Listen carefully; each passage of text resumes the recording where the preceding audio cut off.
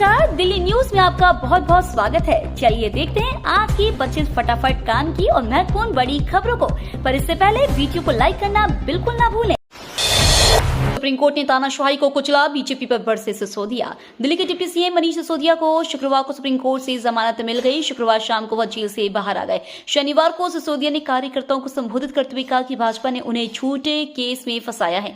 संविधान की ताकत से मैं यहाँ खड़ा हूँ। दिल्ली के मुख्यमंत्री अरविंद केजरीवाल भी जल्द बाहर आएंगे। पेट्रोल पंप में भी कटेगा चालान, वाहन चालक भूल से भी न करे ये गलती। बिना पीयूसी के पेट्रोल पंपों पर वाहन में पेट्रोल भराने पहुंचे तो 10,000 का चालान करना तय है। दिल्ली सरकार ने 100 पेट्रोल पंपों पर पीयूसी जांच के लिए कैमरे लगाने व सॉफ्टवेयर स्थापित करने के लिए निजी कंपनी नवगति टेक को टेंडर आवंटित कर दिया है। कंपनी को 15 दिन के अंदर अपनी सेवाएं शुरू करनी है। कंपनी को 5 साल के लिए ठेका दिया गया है। दिल्ली मेट्रो ला रही है नया वर्चुअल कार्ड सिस्टम। टिकट के लिए लाइन में लगने से मिलेगी मुक्ति। अब दिल्ली मेट्रो रेल कॉर्पोरेशन एक नई वर्चुअल कार्ड सिस्टम के साथ यात्रा के अनुभव को और बेहतर बनाने के लिए तैयार है।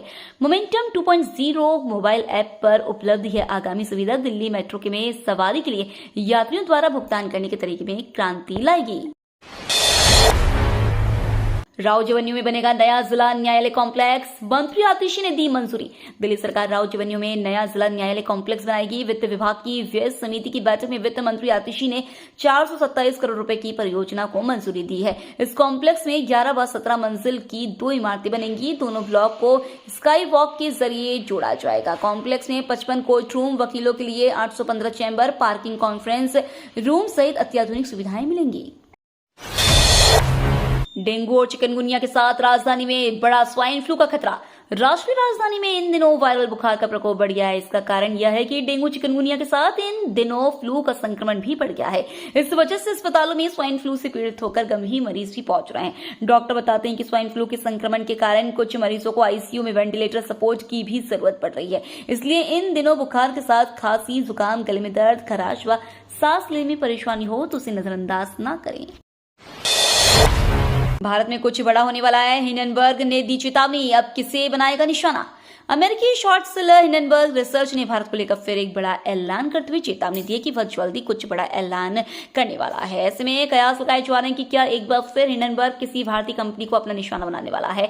हिंडनबर्ग रिसर्च ने अपने आधिकारिक एक्स हैंडल से शनिवार को पोस्ट करते हुए लिखा, जल्दी कुछ बड़ा भारत में है। इस गुप्त संदेश को किसी भारतीय कंपनी पर निशाना बनाने की चेतावनी माना जा रहा है। गौरतलब है कि फर्म ने 1 साल पहले अडानी समूह की कंपनियों पर भी कई आरोप लगाए थे। जेल ने कैदियों के लिए रोकी फोन की सुविधा। हाईकोर्ट ने दिल्ली सरकार और एनआईए को भेजा नोटिस। दिल्ली हाईकोर्ट ने आतंकवाद के वित्त पोषण मामले में एक आरोपी की याचिका पर दिल्ली सरकार और एनआईए से जवाब मांगा है। न्यायमूर्ति संजीव नरूला ने आरोपी मासा सांग एओ द्वारा दायर याचिका पर दिल्ली सरकार और राष्ट्रीय जांच एजेंसी को नोटिस जारी किया है। याचिकाकर्ता ने याचिका में जांच एजेंसी से अनापत्ति प्रमाण पत्र के बिना कैदियों को ई मुलाकात और टेलीफोन सुविधाओं की अनुमति नहीं देने वाले परिपत्र को रद्द करने की मांग की है। साथ ही अधिकारियों को मुलाकात और टेलीफोन सुविधाओं को बहाल करने या अनुमति देने का निर्देश देने का अनुरोध किया है। दिल्ली एनसीआर में फिर बारिश, जलभराव और ट्रैफिक जाम लोगों के लिए बढ़ा सकता है परेशानी। दिल्ली के अलावा एनसीआर के भी कुछ इलाकों में एक बार फिर बारिश शुरू हो गई है। राजधानी में बीते दिन भी बादल जमकर बरसे, इससे तापमान में भी गिरावट आई है। मौसम सुहावना हो गया, लेकिन दफ्तर से घर जाने वाले लोगों को परेशानियों का सामना करना पड़ा।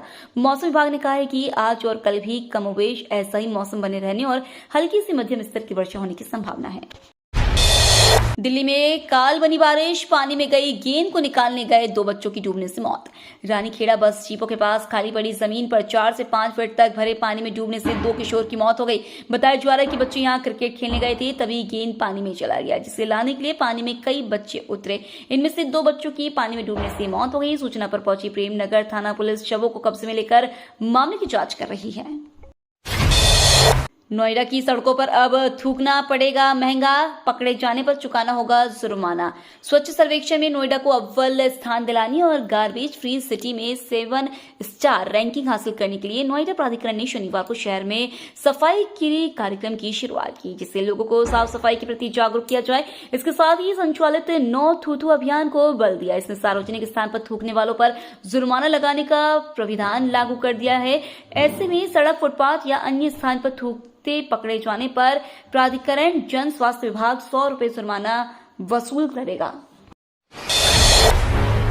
ईओडब्ल्यू ने 72 करोड़ रुपए के भुगतान के संबंध में एक शख्स को किया गिरफ्तार। दिल्ली पुलिस की आर्थिक अपराध शाखा ने भारत पे धोखाधड़ी मामले के संबंध में एक व्यक्ति को गिरफ्तार किया है। उन्होंने बताया कि अमित कुमार बंसल को गिरफ्तार किया गया और अदालत में पेश किया गया, जहां से उसे 6 दिनों की पुलिस हिरासत में भेज दिया गया है। बंसल के रिमांड दस्तावेजों के अनुसार वह उन गैर मौजूद फर्मों के सदस्यों में से एक थे जिन्हें 2019 और 2021 के बीच भारत पे के तत्कालीन निदेशकों से 72 करोड़ रुपए का भुगतान मिला था। अपने रिमांड आवेदन में ईओडब्ल्यू ने कहा था कि ऐसे 33 गैर मौजूद विक्रेताओं के विवरण की पहचान की गई और एक जांच की गई, जिसमें पता चला कि आरोपी और उसका भाई उक्त गैर मौजूद फर्मों से जुड़े थे। ब्रॉन्ज मेडल जीतने वाले अमन को पीएम मोदी ने किया फोन। पेरिस ओलंपिक में ब्रॉन्ज मेडल जीतने वाले पहलवान अमन सहरावत को पीएम मोदी ने फोन पर खास अंदाज में बधाई दी है। पीएम मोदी ने कहा कि महज 21 साल की आयु में इतने बड़े मंच पर मेडल जीतना कोई साधारण काम नहीं है। प्रधानमंत्री ने यह भी कहा कि माता पिता को खोने के बाद संघर्ष करते हुए आगे बढ़ने के लिए वो अमन की मेहनत की सराहना करते हैं। SC/ST आरक्षण में क्रीमी लेयर की बात करना गलत। कांग्रेस अध्यक्ष मल्लिकार्जुन खड़गे ने कहा है कि SC/ST आरक्षण में क्रीमी लेयर के बारे में बात करना ही गलत है। कांग्रेस पार्टी इसके खिलाफ है। सबसे महत्वपूर्ण बात है कि आरक्षण का आधार किसी समुदाय या व्यक्ति की आर्थिक तरक्की नहीं था, बल्कि यह समाज में हजारों सालों से फैली अस्पृश्यता, छुआछूत को मिटाना है और यह समाज से अभी भी खत्म नहीं हुआ है। कई उदाहरण रोज हमारे सामने आते हैं। बस परिचालन के लिए नए सुरक्षा उपाय लागू करेगा दिल्ली परिवहन विभाग। दिल्ली सरकार की बसों में हाल ही में हुई दुर्घटनाओं की खबरों के बीच परिवहन विभाग ने ऐसी घटनाओं को रोकने के लिए कई एहतियाती उपाय करने का फैसला किया है। सरकार ने ड्राइवरों के लिए आधार आधारित ड्यूटी आवंटन लागू करने का फैसला किया है। हाल ही की घटनाओं ने चिंता जताई है कि कुछ ड्राइवरों को एक दिन में कई ड्यूटी पर लगाया जा सकता है। एकीकृत निगरानी प्रणाली से होगी ट्रेनों की मॉनिटरिंग। लोको पायलट को दी जा रही है ट्रेनिंग। ट्रेन दुर्घटनाओं को देखते हुए रेलवे का पूरा महकमा हादसे की कमियों को ढूंढकर उसे बेहतर तकनीक से उन्नत करने में जुटा हुआ है। रेल मंत्रालय ने सभी 17 रेलवे जोन के सहायक नियमों में एकरूपता लाने की प्रक्रिया शुरू की है। इसी तरह दिल्ली रेल मंडल भी एकीकृत निगरानी प्रणाली से ट्रेनों की मॉनिटरिंग करेगा। ट्रेनों के परिचालन की निरंतर वास्तविक समय की निगरानी करने के लिए दिल्ली में नियंत्रण कार्यालय में बड़े प्रारूप वाले इलेक्ट्रॉनिक डिस्प्ले बोर्ड लगाए गए हैं। रक्षाबंधन पर बहनें कर सकेंगी 36 घंटे मुफ्त सफर। रक्षाबंधन पर बहनों को भाई के पास पहुंचने में कोई परेशानी ना हो, उसके लिए विभिन्न रूटों पर अतिरिक्त बसों को चलाया जाएगा, जिसको लेकर रोडवेज की ओर से तैयारी कर ली गई है। चालक व परिचालक की छुट्टी को भी रद्द कर दिया है। वहीं रक्षाबंधन के अवसर पर महिलाएं फ्री में रोडवेज बस में सफर कर पाएंगी। 19 अगस्त सोमवार को रक्षाबंधन का त्योहार मनाया जाएगा। राखी बांधने के लिए बलभगढ़ से सैकड़ों की संख्या में महिलाएं दूर दराज रह रहे भाइयों के पास जाती है। उन बहनों को भाइयों के पास पहुंचने में कोई परेशानी ना हो, उसके लिए डिपो की ओर से रोडवेज की अतिरिक्त बसों को चलाया गया है। दिल्ली पुलिस को बड़ी कामयाबी। गैंगस्टर हिमांशु उर्फ भाऊ का भाई गिरफ्तार। गैंगस्टर हिमांशु उर्फ भाऊ के चचेरे भाई को दिल्ली पुलिस की स्पेशल सेल ने गिरफ्तार किया है। उसकी पहचान गांव रिटोली रोहतक हरियाणा निवासी विक्की उर्फ सोनू के रूप में हुई है। पुलिस अधिकारी ने बताया कि आरोपी 2 मामलों में फरार चल रहा था, जिसमें दिल्ली में आर्म्स एक्ट का मामला और फरीदाबाद इलाके में स्पेशल सेल की पुलिस टीम पर हमला करने का प्रयास करने का मामला शामिल है। पुरानी दिल्ली रेलवे से यात्रा करने वाले ट्रेन की स्थिति देखकर निकले। पुरानी दिल्ली रेलवे स्टेशन से यात्रा करने वाले यात्रियों को परेशानी का सामना करना पड़ेगा। रेलवे ने प्लेटफॉर्म नंबर 2 का पुनर्निर्माण किया जाएगा। इसके लिए 45 दिनों का ट्रैफिक ब्लॉक 12 अगस्त से लिया जाएगा। इस वजह से कई ट्रेनों को निरस्त रखा जाएगा। वहीं ट्रैफिक ब्लॉक की वजह से प्लेटफॉर्म बदल दिया जाएगा। इससे यात्रियों को परेशानी का सामना करना पड़ेगा। दिल्ली मुंबई एक्सप्रेस वे पर अब दिल्ली NCR के लोग कर सकेंगे सफर। डेट आई सामने। NCR के वाहन चालकों के लिए अच्छी खबर है। दिल्ली मुंबई एक्सप्रेस वे को राजधानी में DND से लिंक करने के लिए तैयार हो रहे कॉरिडोर पर वाहनों की आवाजाही नए साल से शुरू हो जाएगी। दिल्ली में DND से फरीदाबाद बॉर्डर तक का करीब 12 किलोमीटर हिस्सा तैयार है। DND से जैतपुर के बीच करीब 9 किलोमीटर पर 50% काम हो गया है। फिलहाल DND व जैतपुर के पास लिंक रोड में प्रवेश व निकासी मार्ग बन रहे हैं। वहीं इस हिस्से पर करीब 7 किलोमीटर के एलिवेटेड कॉरिडोर की सर्विस रोड भी तकरीबन तैयार है। NHAI अधिकारियों का कहना है कि प्रोजेक्ट तय समय में पूरा करने की कोशिश है। दिल्ली में ISIS का आतंकी गिरफ्तार। 15 अगस्त तक दहशतगर्द करने का था प्लान। दिल्ली पुलिस की स्पेशल सेल ने बीते दिन तड़के दिल्ली फरीदाबाद बॉर्डर से मोस्ट वांटेड आतंकी रिजवान अब्दुल हाजी अली को गिरफ्तार किया। रिजवान पिछले साल पुणे और दिल्ली में पकड़े गए ISIS मॉड्यूल का सदस्य था। यह मॉड्यूल IED तैयार कर रहा था और स्वतंत्रता दिवस के आसपास आतंकी हमले करने के लिए विभिन्न शहरों में महत्वपूर्ण इलाकों की रेकी कर रहा था। 8 महीने की निगरानी के बाद और 6 शहरों में छिपने के बाद रिजवान को पकड़ा गया। राष्ट्रीय जांच एजेंसी ने रिजवान पर 3 लाख रुपए का इनाम घोषित किया था। दिल्ली के बाजारों में भी पड़ रहा है बांग्लादेश के सियासी संकट का असर। बांग्लादेश में सियासी संकट लगातार गहराता जा रहा है। इस सियासी संकट के बीच बांग्लादेश के कारोबार पर भी बड़ा असर देखने को मिल रहा है।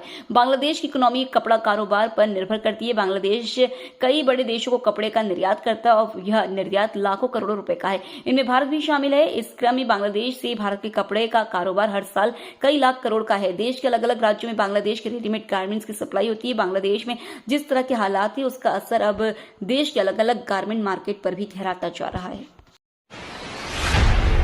अब अगले कुछ दिन गुरुग्राम से दिल्ली जाने में होगी भारी दिक्कत। स्वतंत्रता दिवस पर दिल्ली में होने वाली फुल ड्रेस रिहर्सल और 15 अगस्त के कार्यक्रम के दौरान दिल्ली में भारी वाहनों के प्रवेश पर रोक रहेगी। शहर भर में यातायात पुलिस अधिकारी समेत 250 कर्मी विभिन्न नाकों पर मौजूद रहेंगे। डीसीपी ट्रैफिक वीरेंद्र विज ने एसीपी व ट्रैफिक इंस्पेक्टर के साथ बैठक की। डीसीपी ट्रैफिक वीरेंद्र विज ने बताया कि स्वतंत्रता दिवस की तैयारियों के संबंध में यातायात पुलिस से 15 नाके लगाए जाएंगे।